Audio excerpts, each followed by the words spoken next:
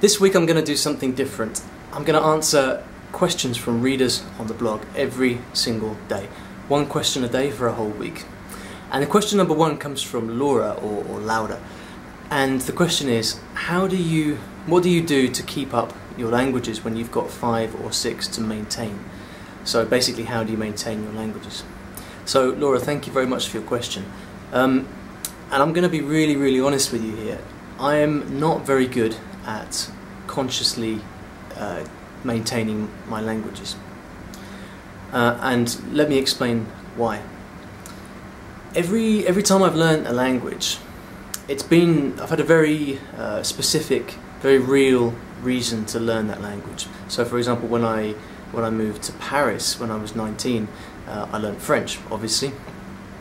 When I later made a load of Brazilian friends in London, I learned Portuguese. When I moved to Japan, I learned Japanese. I had very specific and real reasons for learning the language at that time. But when my circumstances changed, when I moved to a different country, or whatever changed in my life, when that happens to me and I don't have those same circumstances, maybe I don't have the same group of friends or whatever, and that real genuine reason to learn that language isn't there anymore, I don't really find it very easy to keep studying the language just for the sake of it. So I'm thinking specifically in terms of my French and my Italian, even my Japanese to a certain extent. I really don't speak it. I don't speak these languages at all anymore. And my French, for example, used to be perfect, but if I were to have a conversation in French now, I'd struggle.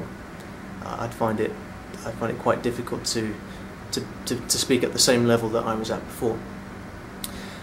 Now, I mean, a lot of people have said to me before, that's a real shame that you don't make a lot of effort to keep up your languages, and I think to a certain extent I agree. But I think there's a few points to make. I mean, firstly, when you move beyond 2 or 3 languages, it becomes, time-wise, practically impossible to maintain all your languages at the same time.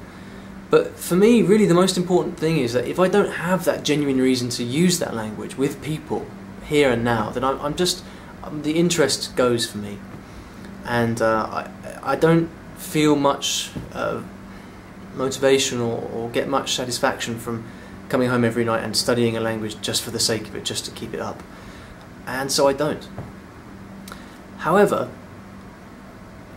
if I were to go back to France next week or whenever, I'm fairly confident that within a few days, or certainly within a week or 2, I would get back most of the level that I had before. And the same goes for all of the languages that I've learned. And the reason is that when I actually learn a language, I go really deep on it. I don't learn it superficially. I learn it as well as I possibly can. So all the languages that I've learned, I learn them to a pretty high level. And I think when you learn a language to a really high level, you might forget some stuff over the years. It's not at the tip of your tongue anymore.